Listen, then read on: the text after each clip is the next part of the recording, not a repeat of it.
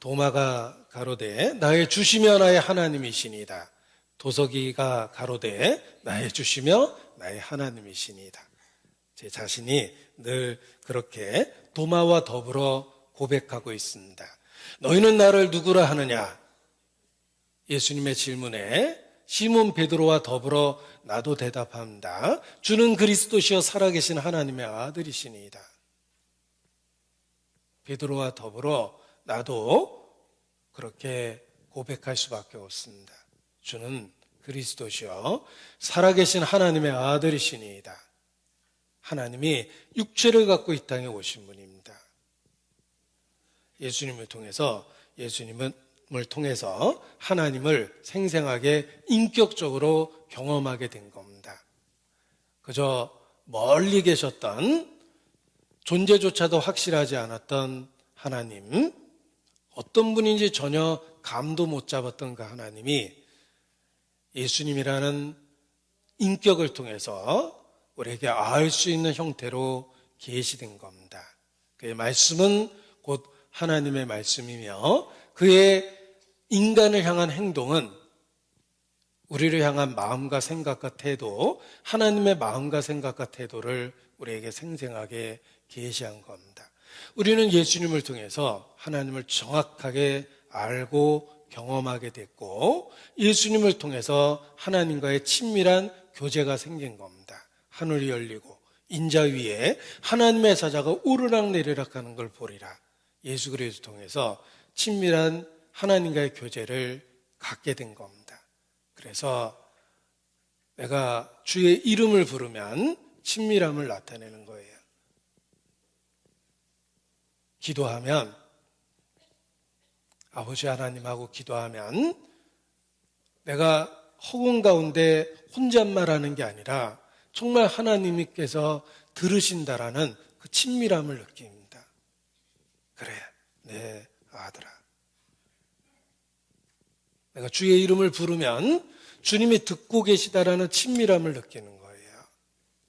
이론적인 하나님이 아니라 내 삶 속에 생생하게 살아계신 하나님을 느낍니다. 내 부모가 나를 낳았고 나를 양육하고 나를 위해서 많은 희생을 하셨습니다. 그럼에도 불구하고 내가 어머니와 아버지의 사랑을 깨닫는 데는 너무 오랜 시간이 걸렸어요.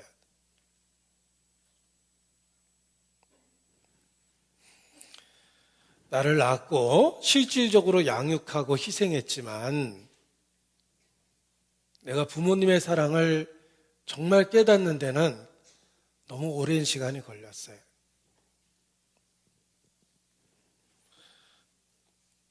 심지어 돌아가신 이후에 비로소 부모님의 마음을 내가 너무 늦게 깨닫기도 했습니다. 그런데 생각해 보십시오.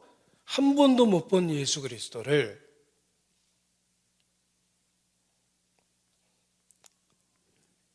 마음으로, 중심으로 사랑한다고 고백할 수 있습니다. 한 번도 못 본 예수님 때문에 내 인생 전부의 계획이 바뀌었어요. 우리가 개인적으로는 주일날 일하고 있는 우리에게 주일이 얼마나 소중합니까? 유일하게 쉴 수 있는 기회예요. 보통 사람에게 일요일은 전화 꺼놓고 없다고 그래 하고 만남을 피하면서 쉬고 싶은 게 일하는 우리에게 일요일입니다. 그런데 그 유일하게 쉴 수 있는 날을 우리가 아침부터 서둘러서 교회에 나옵니다. 그리고 누구든지 돈에 대한 애착이 있어요. 그럼에도 불구하고 내가 기꺼이 교회에 오면 지갑을 열어요. 친구에게 밥 사줄 때는 망설였을지 몰라도 내가 헌금할 때는 기꺼이 즐거움으로 지갑을 엽니다. 그리고 육신적으로는 움직이기 정말 싫어하지만 교회 크고 작은 많은 봉사에 참여하고자 하는 자원하는 마음이 있어요. 시켜서 그런 일을 어떻게 합니까?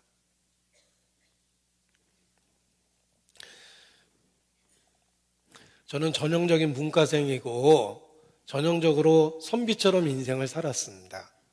그럼에도 불구하고 제가 흔히 말하는 그 육체를 쓰는 일들은 다 교회 와서 한 거예요. 땅도 교회 와서 파봤고 화장실 청소도 교회 와서 해봤고 여러 가지 잡일 같은 것도 다 교회에서 한 거예요. 그런데 그런 일을 자원해서 기쁨으로 할 수 있다는 것 자체가 스스로도 기적이라고 생각합니다. 꼼지락거리기 싫어하는 내가 교회 와서는 움직이려고 노력하거든요. 그런 기적을 만든 게 한 번도 보지 못했던 예수님이에요. 그것이 바로 예수님은 살아있는 생생한 인격체이기 때문에 그렇습니다. 예수님을 믿고 많은 변화가 생길 수밖에 없는 거예요. 내가 예수를 보지 못하였으나 사랑하는도다. 이제도 보지 못하나 믿고 말할 수 없는 영광스러운 즐거움으로 기뻐하니 믿음의 결국 그 영혼의 구원을 받음이라. 한 번도 못 본 예수님의 사랑이 우리를 감격시키고 삶의 변화를 만들고 본성적으로 인색한 우리를 희생하게 만드는 것 자체가 기적입니다. 그 기적을 우리 삶 속에서 주님이 만드신 거예요. 어떻게 그렇게 기적을 만들어냈냐면 내가 믿는 예수님은 나의 주시며 나의 하나님이시기 때문에 그렇습니다.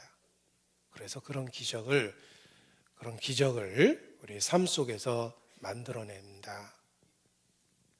제가 부모님 얘기를 했지만 제가 부모님 때문에 눈물 흘린 적은 있습니다. 두 분 다 돌아가셨는데 어느 날 문득 떠올라서 그리고 내가 부모님께 잘못했던 행동들 그게 문득 떠올라서 눈물을 흘렸던 적은 있지만 예수님 생각하고 눈물 흘렸던 거에 비하면 그렇게 많지는 않아요.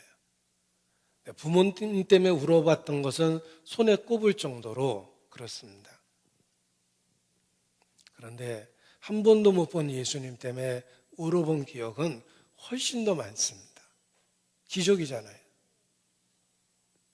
내가 부모님한테는 돈 쓸 때 인색했습니다. 내가 25살부터 사회 나와서 경제적으로 자립하고 돈을 벌었음에도 불구하고 부모님 살아계실 때는 늘 얻어먹었어요. 죄송한 얘기지만 늘 얻어먹었어요. 제가 어머니한테 가면은 늘 습관적으로 했던 말은 엄마 밥 사줘. 이렇게 제가 얘기를 했습니다. 우리 부모님은 항상 저보다 부자였거든요. 그러니까 당연히 돈은 엄마가 내야 된다고 생각을 했어요. 부모한테도 돈 쓰는데 제가 주저주저 했는데 교회에서 주님 안에서 쓰는 돈은 지갑이 열려요. 그리고 돈을 쓰고도 기쁩니다. 쓸 수 있는 돈을 주님 자신이 주셨다고 생각했고 쓸 수 있는 기회를 주셨다는 게 더 감사하고 그러니까 교회에서는 지갑이 열립니다. 주님이 그렇게 하신 거예요. 우리가 믿고 있는 진리는 이론이 아니고 생생한 사실이기 때문에 실질적인 삶의 변화를 만들어내는 겁니다. 주님이 그렇게 하신 거예요. 예수님은 나의 주시며 나의 하나님이십니다. C.S. 루이스는 타고난 천재입니다. 우리 시대 최고의 지성이라고 인정받았어요. 캠브리지 대학의 영문과 교수였습니다. 그의 말을 인용해 보고자 합니다. 나는 예수를 단지 위대한 도덕 선생으로 받아들이기는 하지만 하나님이라는 그의 주장은 받아들이지 않는다. 우리는 그와 같은 말을 해서는 안 된다. 단지 한 인간에 불과하면서 예수님이 말씀하신 그런 종류의 말을 한 사람이 단지 위대한 도덕 선생은 아닐 것이다.